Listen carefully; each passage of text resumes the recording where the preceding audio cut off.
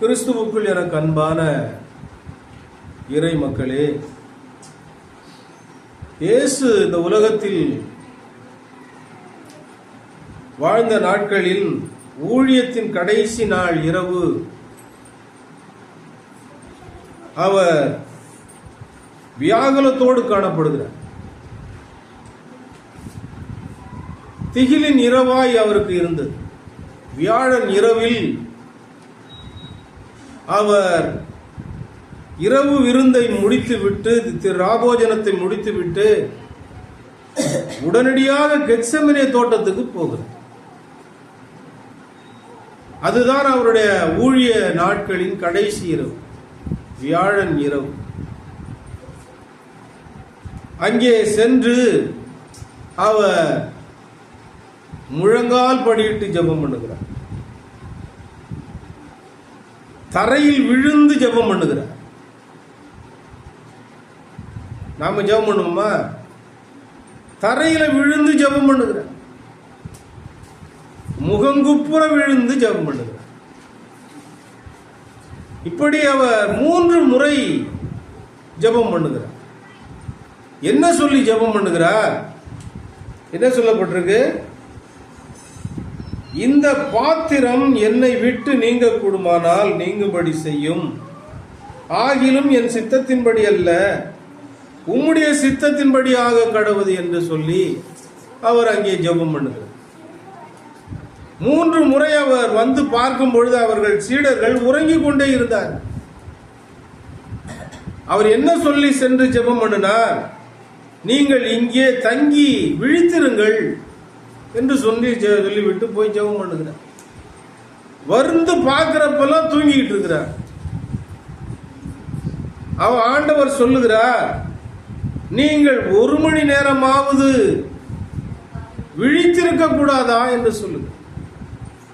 1 மணி நேரமாவது என்னோட கூட விழித்திருக்க கூடாதா?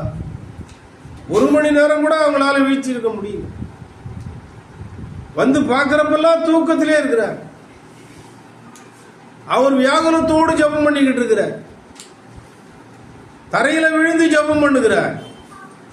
முகங்குப்புற விழுந்து ஜெபம் பண்ணுகிறார். மனிதர்களை மீட்கும்படியான ஜெபம், மனு குலத்தை ரட்சிப்புக்குள் கொண்டு வர முடியாத ஒரு ஜெபத்தை அவர் அங்கே ஏறெடுத்துக் கொண்டிருந்தார். உலகம் உறங்கிக் கொண்டிருந்தது. சீடர்கள் உறங்கிக் கொண்டிருந்தார்கள். ஆனால் எதிராளிகள் விழித்திருந்து செயல்பட்டுக் கொண்டிருந்தார். அவரை பிடிக்கக்கூடியவர்கள், காட்டிக் கொடுக்க விரும்புகிறவர்கள், அவரை விசாரணைக்குட்படுத்த விரும்புகிறவர்கள் எல்லாம் விழித்திருக்கிறார்கள். எல்லாரும் இயேசு எப்போ ஒருவார் பிடிக்கணும், அவரை கொண்டுட்டு போகணுன்ற எல்லாம் விழித்திருந்து செயல்பட்டு கொண்டிருந்தார். உலகம் உறங்கிக் கொண்டிருந்தது, இயேசு மாத்திரம் ஜெபம் பண்ணி கொண்டிருந்தார். இரவு முழுவதும் அவர் 3 முறை அவர் ஜெபம் பண்ணி 1 மணி நேரம் கூட அவர்களால் விழித்திருக்க முடியவே இல்லை. அவர்களை பார்த்து சொன்ன அதே ஆண்டவர் இன்றைக்கு நம்மை பார்த்தும் சொல்லுகிறார், நீங்கள் 1 மணி நேரமாவது விழித்திருக்க கூடாதா என்று என் சீடர்களை பார்த்து கேட்டது போல உங்களிடமும் நான் கேட்கிறேன், 1 மணி நேரமாவது விழித்திருந்து ஜெபம் பண்ணுங்கள் என்று ஆண்டவர் சொல்லு. 1 மணி நேரமாவது விழித்திருந்து ஜெபிக்க சொல்ற. அந்த 1 மணி நேர ஜெபத்தை விடியற்காலையில் ஏறெடுங்கள் என்றும் ஆண்டவர் சொல்லு. அதிகாலையில் ஏறெடுங்கள் என்று ஆண்டவர் சொல்லுகிறார். 1 மணி நேர ஜெபத்தை நாம் அதிகாலையில் ஏறெடுக்க வேண்டும் ஆண்டவர் விரும்புகிறார். அதை அவர் தெளிவாய் சொல்லுகிறார். இந்த 1 மணி நேர ஜெபத்தை விடியற்காலையில் ஏறெடுங்கள். எத்தனை பேர் விடியற்காலையில் ஜெபம் பண்றோம்? சரி, எத்தனை பேர் கை தூக்குறீங்க? Very good. விடியற்கால ஜெபம் எத்தனை பேர் செய்றீங்க? விருப்பமா?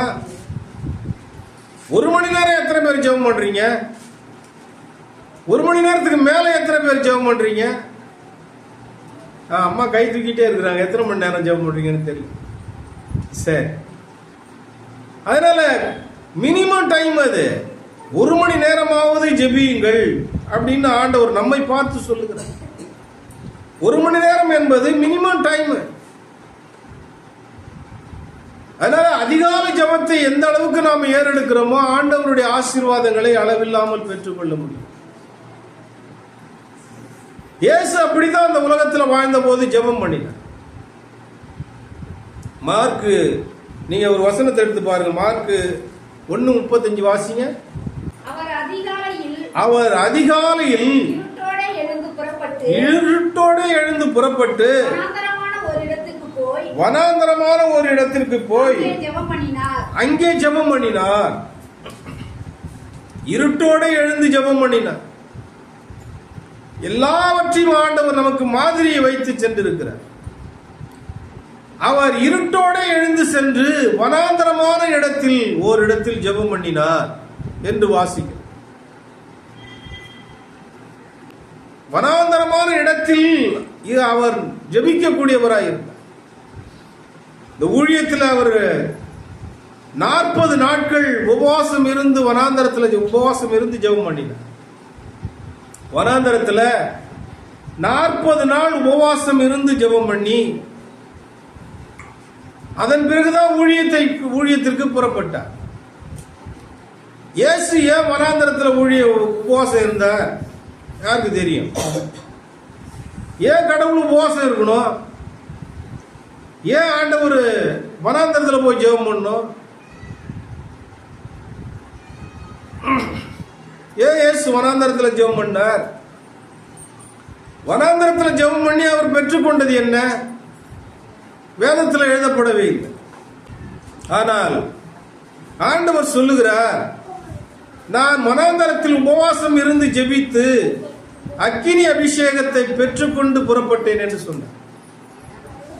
அக்கினி அபிஷேகத்தை அவர் பெற்றுக்கொண்டு புறப்பட்டார். அதற்கு முன்பு அவர் ஊழியம் செய்யவே இல்லை. அதற்கு முன்பு அவர் எந்த ஒரு இறைபணியும் செய்யவே இல்லை. 12 வயதில் வசனங்களை ஆசாரிகளோடு விவாதித்தாரே தவிர கேள்விகளுக்கு பதில் சொன்னார். அவருடைய ஞானத்தை கண்டு ஆச்சரியப்பட்டார். அதன் பிறகு அவர்களுடைய ஊழியம் எங்கேயுமே நாம பார்க்கப்படவே இல்லை. அவர் உபவாசம் இருந்து அக்கினி அபிஷேகத்தை பெற்றுக்கொண்டு அதன் பிறகுதான் ஊழியத்திற்கு புறப்பட்டார். 40 நாட்களும் என் பிதா என்னை போஷித்தார் என்று சொன்னார். 40 நாட்களும் பிதாவினால் அவர் போஷிக்கப்பட்டார். பிதா என்னை மன்னாவினால் போஷித்தார் என்று சொன்னார். மன்னா என்றால் ஆவிக்குரிய அவருடைய பிதாவின் வார்த்தை. 40 நாட்களும் இயேசு வார்த்தைகளினால் போஷிக்கப்பட்டார். வல்லமையினால் நிரப்பப்பட்டார். அக்கினி அபிஷேகத்தை பெற்றுக்கொண்டு புறப்பட்டார். ஒவ்வொரு நாளும் வார்த்தைகளை பெற்று சித்தத்தை அறிந்து அவர் புறப்பட்டார். அவர் விரும்புவது என்ன? அவரை போலவே நாமும் அதிகாலையில் அவரை நோக்கி பார்க்க வேண்டும் என்று விரும்புகிறார். இயேசு பிதாவை நோக்கி பார்த்து பெற்றுக்கொண்டு புறப்பட்டார். சித்தம் அறிந்து செயல்பட்டார். நாமும் அவருடைய சித்தம் என்ன என்பதை அறிந்து செயல்பட வேண்டும் என்று விரும்புகிறார். நம்முடைய அன்றாட ஜீவியத்தின் நம்முடைய கடமைகள் என்ன, பணிகள் என்ன, இறைவன் நம்மீது வைத்திருக்கிற நோக்கம் என்ன, திட்டம் என்ன, அதிகாலையில் அமர்ந்து பெற்று செல்ல வேண்டும் என்று விரும்புகிறார். அதிகாலையில் தான் அவர் நம்மை நோக்கி பார்க்கக்கூடியவராய் இருக்கிறார். அதிகாலையில் யார் ஜெபம் பண்றாங்களோ அவர்கள் மீது பிரிய வைக்கிறார். அதிகாலை அவர் நோக்கி பார்க்கும் போது நம்மை உறங்குகிறவர்களாய் அவர் நம்ம பார்க்க கூடாது. அவர் நம்மை உறங்குகிறவர்களாய், நம்மை விழித்திருக்கிறவர்களாய் பார்க்க வேண்டும். அப்பொழுதுதான் அவருடைய பிரியம் நம் மீது இருக்கும். நாம் விழித்திருந்து ஜெபிக்கும் பொழுது நம்மோடு பேசுவார். அதிகாலை ஜெபம் மிக முக்கியமான ஒன்று. அதிகாலையில் நம்மோடு பேச விரும்புகிறார். சித்தம் அறிந்து நாம செயல்படுவதற்கு அதிகாலை ஜெபம் குறைந்தது 1 மணி நேரமாவது செய்ய வேண்டும். அப்பொழுதுதான் ஆண்டவர் பிரியப்படும். இன்றைக்கு அநேகர் தூங்கி கொண்டிருக்கிறார். விடியற்காலம் எழுந்திருக்க முடியல. அதிகாலை ஜெபத்தை செய்ய அவங்களால முடியல. பலவீனத்தோடு காணப்படுகிறார். கண்கள் விழிக்க முடியாதபடி தூங்கி கொண்டிருக்கிறார். அதிகாலையில் அநேகர் எழுந்திருப்பதே இல்லை. ஆண்டவர் உறங்குகிறவர்களாய் பார்க்கக்கூடாது. உறங்கிக் கொண்டிருக்கிறவர்கள் வாழ்க்கையில் ஆசீர்வாதங்கள் தடைபடும். கடவுள் செய்ய நினைத்தது தடைபடும். பெற வேண்டிய நன்மைகள் தடைபடும். நான் உங்களுக்காக முழுவது ஜெபித்தேன் என்று சொல்லுகிறேன். உங்களுக்காக நான் விழுந்து ஜெபித்தேன் என்று சொல்லுகிறேன். உங்களுக்காக நான் முகங்குப்புற விழுந்து ஜெபித்தேன் என்று சொல்லுகிறேன். கண் விழிக்க முடியாதபடி உங்கள் இமைகள் சோர்ந்து போகிறது என்ன என்று ஆண்டவர் கேட்கிறார். கண் விழிக்க முடியாதபடி நீங்க சோர்ந்து தூங்கி கொண்டிருக்கிறார். சோம்பேறிகளாக வாழ்ந்து கொண்டிருக்கிறார். ஆண்டவர் வேதனைப்படுகிறார். ஆசீர்வாதங்கள் கிடைக்க எவ்வளவுதான் வாக்கு பண்ணி இருந்தாலும் நிறைவேற பெற்றுக்கொள்ள வேண்டும் என்று சொன்னால் அதிகாலை ஜெபம் ஏறெடுக்க வேண்டும். குறைந்தபட்சம் 1 மணி நேரமாவது ஜெபிக்க வேண்டும். அதிகாலையில் தேடுகிறவன் என்னை கண்டடைகிறான் என்று வேதத்தில் வாசிக்கிறோம். அதனால அதிகாலையில் நாம் அவரை தேடினால் கண்டடைக்க முடியும்.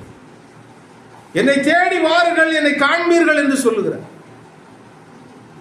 என்னை தேடி வாருங்கள், என்னை வெளிப்படுத்துவேன் என்று சொல்லுகிறார்.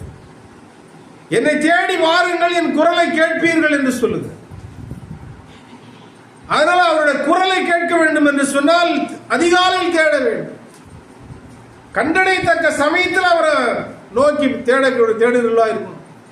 அவர் சமீபமாக இருக்கிற நேரத்தில் தான் நம்ம கூப்பிட முடியும். அவரை கண்டடையத்தக்க நேரம் அதிகாலை தான். பல ஜெபங்கள் இருக்கிறது. எல்லாவற்றிலும் விசேஷமானது அதிகாலை ஜெபம். குறைந்தபட்சம் 1 மணி நேரமாவது ஜெபம் பண்ண வேண்டும். ஆண்டவர் அதுல தான் பிரிய வைக்கிறார். அதனால அதிகாலையில் நீங்க தூங்காதீங்க.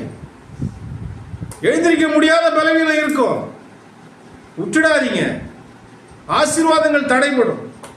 வரவேண்டிய நன்மைகள் தடைபடும். கிடைக்க வேண்டிய எல்லா காரியங்களும் தடைபடும். முன்னேற்றங்கள் தடைபடும்.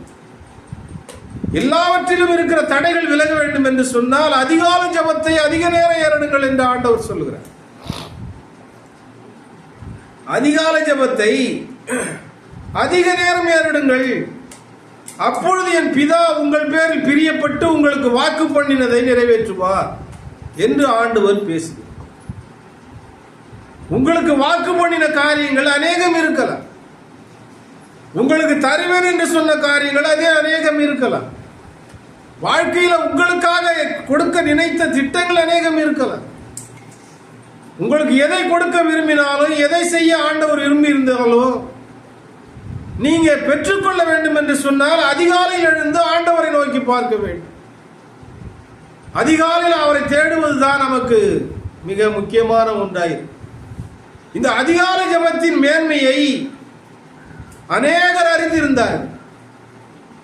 ஆபிரகாமினுடைய வாழ்க்கையில பாத்தீங்கன்னா அதிகாலையில் எழுந்திருக்கக்கூடியவனாயிரு. மோசே அதிகாலையில் எழுந்திருக்கக்கூடியவனாயிருந்தார். யோசபாத் அதிகாலையில் எழுந்திருக்கக்கூடியவனாயிருந்தார். யோபு அதிகாலையில் எழுந்திருக்கக்கூடியவனாயிருந்தார். தானியேல் அதிகாலையில் எழுந்திருக்கக்கூடியவனாயிருந்தார். தாவீது அதிகாலையில் எழுந்து நோக்கி பார்க்கக்கூடியவனாய். இவனுடைய வாழ்க்கையில் எல்லாம் வெற்றிகள் எளிதில் கிடைக்க பெற்றார்கள். வாழ்க்கையில் முன்னேறினார்கள். பல காரியங்களில் ஜெயம் பெற்றார்கள். காரிய சித்தியுடையவர்களாய் இருந்தார். எல்லா காரியங்களும் முயற்சிகள் எல்லாம் கைகூடி வந்தது. அதனால வாழ்க்கையில் அவர்கள் வெற்றி பெற்றார்கள். காரணம் அதிகாலை ஜெபம். தாவீது எப்பொழுது விடியும் என்று காத்திருந்தான். எப்பொழுது விடியும் என்று விடியலுக்காக காத்திருந்தான். ஜாமக்காரனை பார்க்கிலும் அதிகமாய் அவன் விடியலுக்காய் காத்திருந்தான்.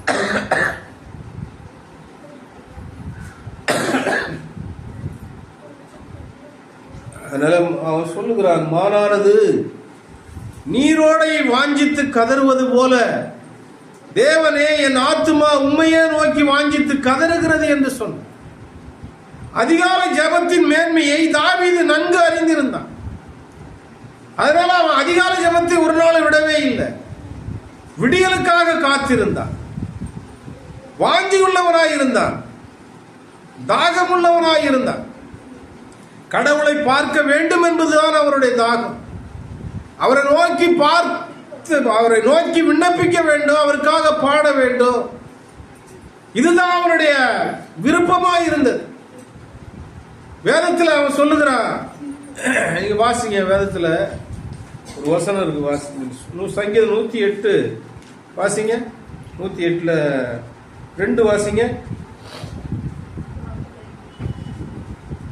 வீணையே சுரமண்டலமே விழியுங்கள், நான் அதிகாலையில் விழிப்பேன் என்று சொல்லுகிறார். சங்கீதம் 57:8 அவன் சொல்லுகிறான், என் மகிமையே விழி, வீணையே சுரமண்டலமே விழியுங்கள், அதிகாலையில் நான் விழித்திருப்பேன். சங்கீதம் 5:3 அவன் சொல்லுகிறான், காலையிலே உமக்கு நேரே வந்து ஆயத்தமாகி காத்திருப்பேன் என்று அவன் சொன்னான். அவன் அதிகாலை விழித்து ஜெபிக்கிறவனாய் இருந்தான். அதிகாலை ஜெபம் பண்ணாம அவனால் இருக்க முடியாது. எப்ப விடியணும் அவருடைய வாஞ்சி உள்ளவனாய் இருந்தான். அப்போ அப்படி ஜெபம் பண்ணதுனால்தான் அவனுடைய வாழ்க்கையில் வெற்றிகளை பெற்றான், வாழ்க்கையில் முன்னேற்றத்தை அடைந்தான். ராஜாவாக அவன் உயர்த்தப்பட்டான். ராஜாவாக இருந்த அவனுடைய வாழ்க்கையில வெற்றிகள், அவனை எதிர்த்த எந்த ராஜாக்களும் ஜெயித்ததில்லை. தாவீதை எதிர்த்து மேற்கொண்டு ஜெயம் பெற்றவர்கள் ஒருவரும் இல்லை. எல்லாருமே தோற்று போனார்கள். காரணம் அவனுடைய வாஞ்சியுள்ள அதிகாலை ஜெபம், விழிப்பு ஜெபம், வாஞ்சியுள்ள தாகமுள்ள ஜெபம் தான். அவன் தன்னுடைய மேன்மையை பார்க்கவே இல்லை, தன்னுடைய அந்தஸ்தை பார்க்கல. கடவுளை நோக்கி பார்க்கும்படியாய் அதிகாலையில் விழித்து அவருக்காய் காத்திருக்கக்கூடியவனாய் இருந்தார். அதிகாலையில் சங்கீதம் பாடக்கூடியவனாய் இருந்தார். வீணையே விழியுங்கள் என்று சொல்லுகிறார். சுரமண்டலமே விழியுங்கள். அவன் வாசிக்கிற எல்லா ஆயுதங்களையும் காலையில பயன்படுத்துவான். காலையில பாடக்கூடியவனாய், துதிக்கக்கூடியவனாய், அவரை நோக்கி பார்க்கக்கூடியவனாய் இருந்தார். வாழ்க்கையில் வெற்றிகள் அவனை தேடி வந்தது. எனக்கு பிரியமானவன் என்று ஆண்டவர் சொன்னார். என் இருதயத்துக்கு ஏற்றவன் என்று ஆண்டவர் அவனை பார்த்து அவனை குறித்து சொன்னார். அதனால அவருடைய விருப்பத்திற்கு நாம ஏற்றவர்களாக, அவருடைய இருதயத்திற்கு ஏற்றவர்களாக நாம் இருக்க வேண்டும் என்றால் அதிகாலை ஜெபம் அவசியம். அதிகாலையில தூக்கம் வரும். இப்ப செய்தி கேட்கறீங்க, உட்கார்ந்துக்கிட்டு தூங்குறீங்க, பகல்லே தூங்குறீங்க, இரவுல இருட்டோட எப்படி எழுந்திருக்கிறது? தூக்கம் ஆசீர்வாதங்களை தடை செய்துவிடும். ஆசீர்வாதங்களுக்கு தடை பண்ணக்கூடியது தூக்கம் தான். விழியுங்கள், எழும்பி ஜெபம் பண்ணுங்க. அவர் உங்களோடு பேசுவார், உங்கள் தேவைகளை சந்திப்பார், உங்கள் குறைவுகளை நிறைவாய் மாற்றுவார். குடும்பத்தில் ஒருவராய் இருந்து குறைவுகளை நீக்குவார், குறைவுகளை எல்லாம் நிறைவாய் மாற்றுவார். உங்கள் குடும்பத்தில் ஆசீர்வாதங்கள் நிரம்பி வழியும், சமாதானம் நிரம்பி வழியும், நன்மைகள் தேடி வரும், ஆசீர்வாதங்கள் பூரணமாய் நிரம்பும். அதனால அதிகாலை ஜெபத்தை 1 மணி நேரமாவது நாம செய்யும். அதுல குறைக்கவே கூடாது. கூடுதலா ஜெபம் பண்ண பண்ண பண்ண அந்த அளவுக்கு ஆசீர்வாதம். அதனால யாரு சின்ன பசங்களாம் ஜெபம் பண்றீங்களா? நீ ஜெபம் பண்றியா? நீங்களா ஜெபம் பண்றீங்களா? காலையில எழுந்திரிக்க முடியுதா உங்களால? எம்மா படிச்சுட்டு வரோம், எம்மா அசைகிறாங்க, இது காலையில் எப்படி எழுந்திரிக்கிறது அப்படிங்கிறீங்களா? நான் என்னுடைய வாழ்க்கையில படிக்கிறப்பெல்லாம் காலையில 4:30 மணிக்கெல்லாம் எழுந்திருக்கேன். நான் 2 மணிக்கு ஏஞ்சி ஜெபம் பண்ண நாட்கள்லாம் உண்டு. 2 மணிக்கு ஏஞ்சேன்னா அதோட சரி, அப்படியே அதுக்கு பிறகு தூங்க மாட்டேன். அப்புறம் 3 மணில ஜெபம் பண்ண ஆரம்பிச்சார். அப்புறம் 4 மணிக்கு ஜெபம் பண்ண ஆரம்பிச்சார். இப்ப 5 மணிக்கு ஜெபம் பண்ண எனக்கு அதுக்கு மேல எனக்கும் அந்த வயசு இருக்குது இல்ல, வயது மூப்பு இருக்குல்ல. அதனால நம்முடைய ஜெபம் 1 மணி நேரமாவது இருக்கணும். அது விடிஞ்ச பிறகு ஜெபம் பண்ணி புண்ணியன். விடிஞ்ச பிறகு 1 மணி நேரம் ஜெபம் பண்றாங்க, ஒரு 9 மணிக்கு ஏஞ்சி ஜெபம் பண்றேன். விடியற் காலையில் ஏறெடுக்க வேண்டும், அதிகாலையில் ஏறெடுக்க வேண்டும். அதனால விழிப்புள்ள ஜெபம் நம்மை ஆசீர்வாதங்களை கொண்டு வரும். உறக்கம் நம்மை ஆண்டவரிடம் இருந்து கிடைக்க வேண்டிய நன்மைகளை தடுத்து விடும். அதனால உறங்குவதற்கு இது காலம் இல்லை, உண்டு கழிப்பதற்கும் இது காலம் இல்லை, சேர்த்து வைப்பதற்கும் இது காலம் இல்லை, ஜெபத்தில் தரிப்பதற்கு மட்டுமே இது காலமாய் இருக்கிறது. காலம் நெருங்கிவிட்டது. ஜெபித்ததினால் தான் நான் வெற்றி சிறந்தேன் என்று சொன்னேன். ஜெபித்ததினால் தான் உலகத்தை ஜெயித்தார். ஜெபித்ததினால் தான் சிலுவையை ஜெயித்தார். ஜெபித்ததினால் தான் மரணத்தை ஜெயித்தார். நாம உறங்கிக் கொண்டிருந்தால் ஒன்றையும் ஜெயிக்க முடியாது. அதனால அதிகாலையில் எழுந்து ஜெபம் பண்ணுங்க. தலைப்பு அது அதிகாலை ஜெபத்தை குறித்தது. அதனால அதிகாலை ஜெபத்தை நீங்க அதிக நேரம் செய்யுங்க. மற்ற ஜெபங்கள் அந்தி சந்தி மதியானம் ஜெபம் பண்றீங்களா, ஆசீர்வாதம், அதுல ஒரு ஆசீர்வாதம். உபவாசம் இருந்து ஜெபம் பண்றீங்களா, அது ஒரு ஆசீர்வாதம். அதனால ஜெபிப்பதற்கு இதுதான் காலம். வேதத்தை வாசிப்பதற்கு இதுதான் காலம். வேதத்தை தியானிக்க இதுதான் காலம். வரக்கூடிய காலங்கள் கொடிய காலங்கள் வந்து கொண்டு இருக்கிறது. வேதத்தை வாசிக்க முடியாத காலங்கள் வந்து கொண்டு இருக்கிறது. சத்தியத்தை தேட முடியாத காலங்கள் வந்து கொண்டு இருக்கிறது. சத்தியத்தை தேடினாலும் கிடைக்காத காலங்கள் வந்து கொண்டு இருக்கிறது. பஞ்ச காலம் வந்து கொண்டு இருக்கிறது. தண்ணீரை தேடி அலையும் காலம் வந்து கொண்டு இருக்கிறது. அதனால எதிர்காலம் எல்லாம் கேள்விக்குறியா இருக்கிறது. ஜெபிக்க கூட காலம் இல்லையே என்று புலம்பி எழப் போகிற காலம் வருகிறது என்று ஆண்டவர் சொல்லுங்க. ஜெபிக்க கூட காலம் இல்லையே என்று ஜனங்கள் புலம்பி எழப் போறாங்க. ஜெபிப்பதற்கு இதுதான் காலம். வேதத்தை வாசிப்பதற்கு இதுதான் காலம். ஆசை தீர வேதத்தை சுமந்து செல்ல இதுதான் காலம். இனி காலம் செல்லாது பிரியமானவர்களே. அதனால காலத்தை ஆதாயப்படுத்திக் கொள்ளுங்க. அதிகால ஜெபத்தை அதிக நேரம் செய்யுங்க. ஆசீர்வாதங்களை அளவில்லாமல் பெற்று வாழுங்கள். ஆண்டவர் தாமே கிருபையும் ஒத்தாசையும் செய்வாராக.